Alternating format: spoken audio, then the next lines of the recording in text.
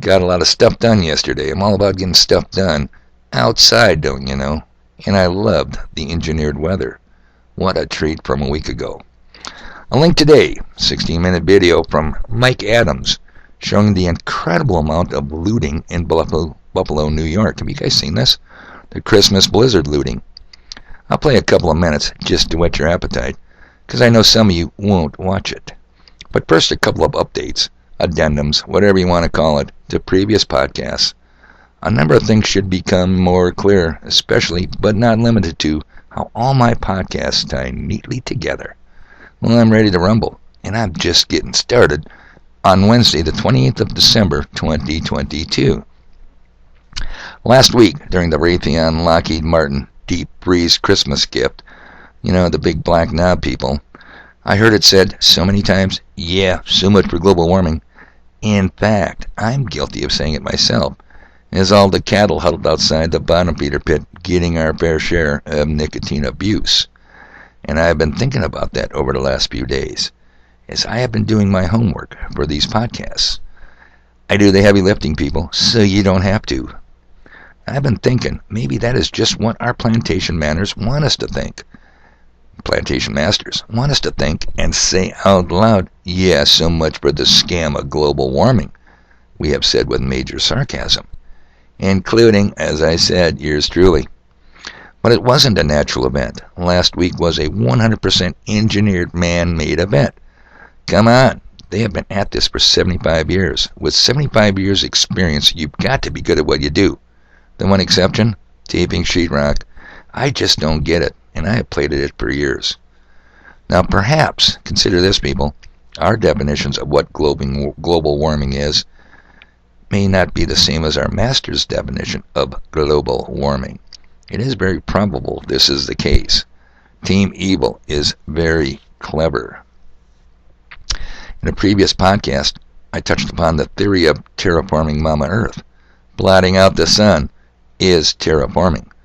They're interfering with the food crops specifically, but all plants generally, photosynthesis. If that stops, we stop. And it's not just plants that are life dependent on sunshine. No, people, all living things. And yes, for the bottom feeders that might be listening to this, all means mankind too. Not to digress, but I will. I was sitting at the bottom feeder pit yesterday afternoon. I had just finished moving massive amounts of firewood outside, and I had a hankering for a couple of tall, cool, crisp Millennium Budweisers. I was in an observational mode, drinking my first couple. Oh yeah, the place was busy. It almost seemed like it was a bottom feeders convention, and sitting next to me, a local, come on people, no names, let's just call him the resident moron. I observed and said to him, you know, I'm going to quit saying room temp plus 7 IQ. I think it's more like room temp minus 7 IQs. To which he replied, a lot less than 7. I totally agreed. Now, you also have CO2 sequestration. There are facilities, big factories, that remove CO2 from the atmosphere. Big honking plants popping up around the world. CO2 is plant food. Greenhouses, the big ones, have CO2 generators installed that increase the atmospheric CO2 content so plants thrive and produce. Plants and trees love CO2. Now here's the rub. The CO2 content of our atmosphere today is down, way down, to about 400 parts per million. Let me put that in a proper perspective. If you were to set up 1 million bottles of beer, only 400 would be Budweiser, and the remaining 999,600 bottles would be that disgusting Busch Light. Now, that's not a lot of Budweiser, not for my liking. And this is prior to carbon CO2 sequestration efforts. No shit, Sherlock. I'm really thinking the terraforming theory is quickly becoming terraforming fact. Now, do spiritual demonic entities. Keep in mind, Geordie Rose of D-Wave Computing, we are summoning the demons, and Elon Musk's comments about D-Wave, they're into something demonic. Do they need terraformed Earth to survive? No, I doubt it. Demonic entities need a terraformed Earth. But what makes you think demonic entities is all we are going to face? What about chimeras? What about the Hugh men? Yeah, I didn't say mankind there, did I? I said the Hugh, H-U men. Something to think about, people. Don't dismiss lightly the brief scriptures I read to you yesterday from Luke chapter 21. How about this one? It was verse 26. Men fainting from fear and expectation of what is coming on the inhabited earth. We're talking about men, people, not a bunch of dudes look like a lady. Now, one more comment about yesterday's podcast before I play the soundbite. You remember the sea and the waves roaring in Luke 21, verse 25? Call me a glutton for punishment if you want to, but I just watched a couple of videos on our wide open southern borders. Can you see waves of people? Do you hear them roaring? We are coming for you, motherfuckers. I sure saw the waves, and I heard the roaring. Okay, now from Mike Adams, the Buffalo looting.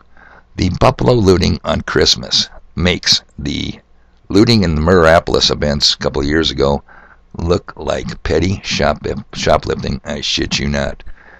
So here we go from Mike Adams. So if you haven't yet seen some of the videos of the looting in Buffalo, New York during the recent snowstorm, that's really worth a look, because this is a very concerning indicator of things yet to come in 2023.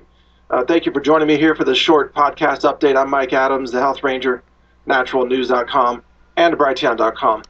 And what we saw from this is just the total ransacking of these retail stores simply because they were shut down during the snowstorm and because the local populations realized that police could not respond.